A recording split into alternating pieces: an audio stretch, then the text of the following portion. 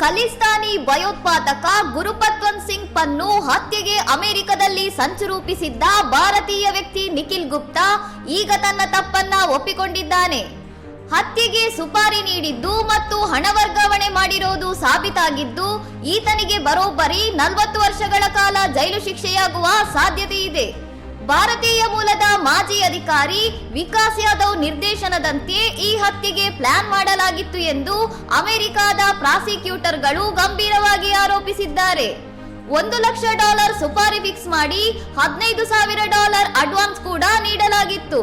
ಆದ್ರೆ ಶೂಟರ್ ಕೈಗೆ ಸಿಗುವ ಮೊದಲೇ FBI ಈ ಜಾಲವನ್ನ ಭೇದಿಸಿದೆ. ಒಟ್ಟಿನಲ್ಲಿ ಅಂತಾರಾಷ್ಟ್ರೀಯ ಮಟ್ಟದಲ್ಲಿ ತಲ್ಲಣ ಮೂಡಿಸಿದ್ದ ಈ ಕೇಸ್ನಲ್ಲಿ ಈಗ ನಿಖಿಲ್ ಗುಪ್ತಾ ದೋಷಿಯಾಗಿ ಹೊರಬಂದಿದ್ದು ಮೇ 29ರಂದು ಈತನ ಭವಿಷ್ಯ ನಿರ್ಧಾರವಾಗಲಿದೆ. ಇನ್ನಷ್ಟು ಸುದ್ದಿಗಳಿಗಾಗಿ ನೋಡ್ತಾ ಇರಿ ಸೌರಂ ಟಿವಿ.